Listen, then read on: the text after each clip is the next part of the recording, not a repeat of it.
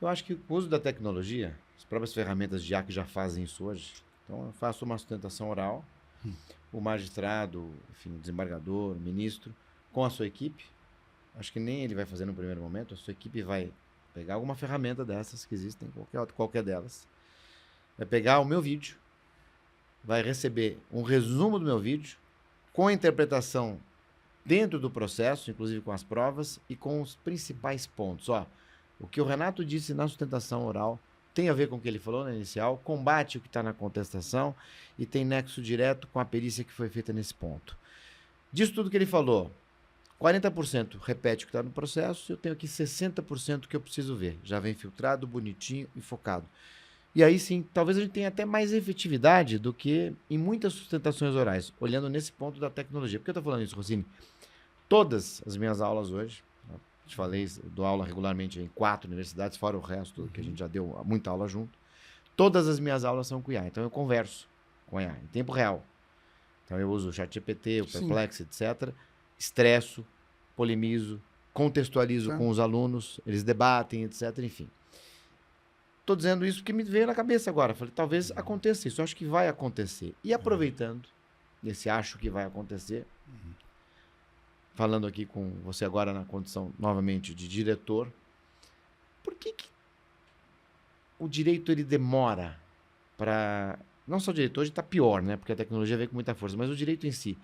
Por que ele não está acompanhando minimamente essa evolução tecnológica? Eu te disse agora, eu dou as minhas aulas com IA, mas eu não conheço nenhum professor ainda que dê todas as aulas conversando com IA. Bom, vamos lá. Eu acho que essa pergunta ela tem várias... Essa sua, não é nem pergunta, né? Uma pergunta-resposta, uma pergunta-colocação. Então a gente vai ter que divergir, porque a gente já divergiu bastante, embora a gente, no fim, a gente vá para a convergência. É que quando você dá aula, você está exercendo uma autoridade ali dentro. Você é o cara que fala. O processo de sustentação oral é um processo de convencimento. É uma argumentação para tirar aquele caso do lugar comum. Porque se for tudo por IA ou tudo por tecnologia, não sai do lugar comum.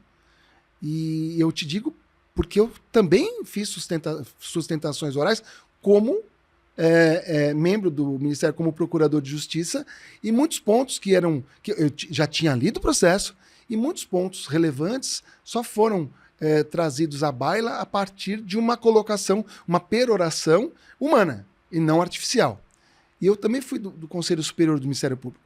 E não foram poucas as vezes, né, que os advogados, até as partes, pelo regimento lá, podem fazer sustentação e traziam um aspecto que o processo, na sua formalidade, não trazia. Então, eu acho que a sustentação oral dá alguma coisa de humanidade no julgamento.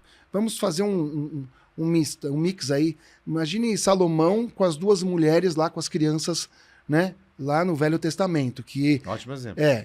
Será que a IA... Será que Salomão ia dar a solução para que ele deu, sábia? Falou, então vamos cortar a criança ao meio. Através de A, sabendo que a criança não estava ali no braço de uma das mães. Então, assim, eu acho que você tem tecnologia, mas você não pode...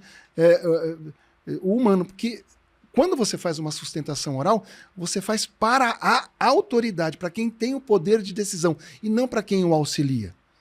Então, muitas coisas são chamadas. Quantas vezes, e a vitória do advogado, até do procurador, nas sessões dos tribunais, tanto superiores quanto estaduais, é que alguém peça a vista.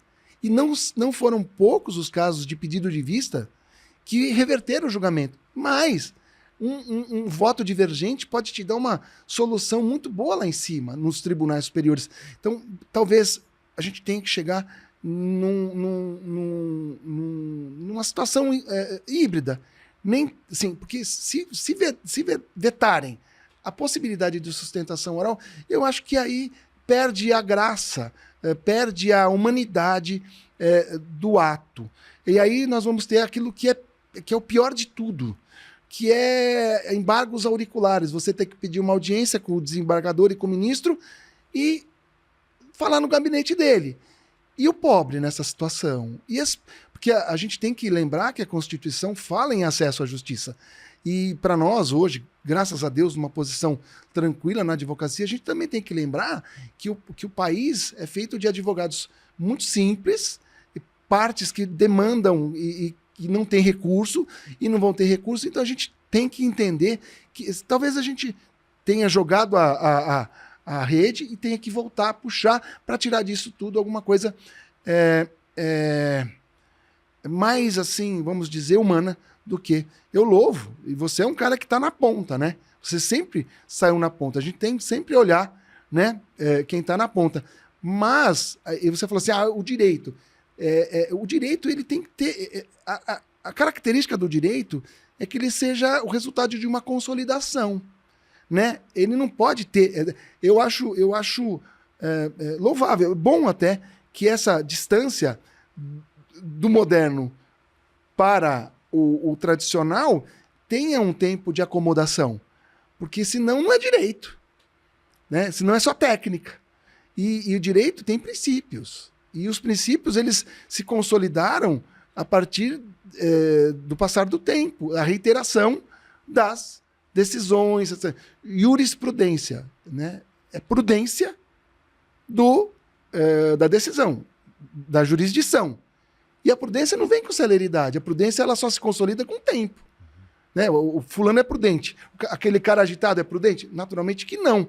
Então, e é por isso que as câmaras são no mínimo em 3 pessoas, é por isso que as pessoas têm que ser mais velhas, né? Não é à toa que você usa a terminologia, a Câmara Alta do Brasil, senador.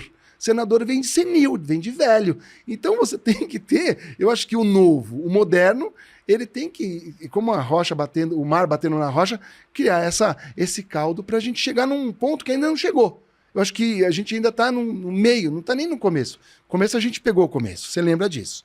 O juiz não deixava de dar jurisdição porque não sabia. Sim. Né? Agora a gente está no meio. Não sei. E as aulas? A minha outra pergunta. Aulas conversando com IA. Você tem visto isso? A característica eu tenho visto e louvo, acho interessantíssimo, mas ela ainda não é para uma parcela, né, da comunidade. Eu não sei como dizer isso, mas nós temos níveis de acesso à tecnologia. Tecnologia é cara.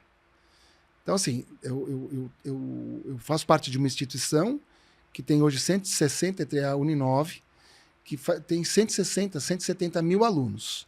Muito de tecnologia embarcada, muita educação à distância, muito EAD, até para baratear. É uma instituição inclusiva que tem, por característica, o uso da tecnologia para baratear mesmo. Então, quando você tem uma classe, uma sala de aula com 130, 140 ou 250 alunos, que é o que o Meet, não sei se eu posso falar do Google aqui, enfim, que são 240 pessoas, você barateia o custeio, embora você gere o quê? Desemprego de professor, porque em cada sala do Meet você teria 3 salas físicas, né? 80, 80 e 80.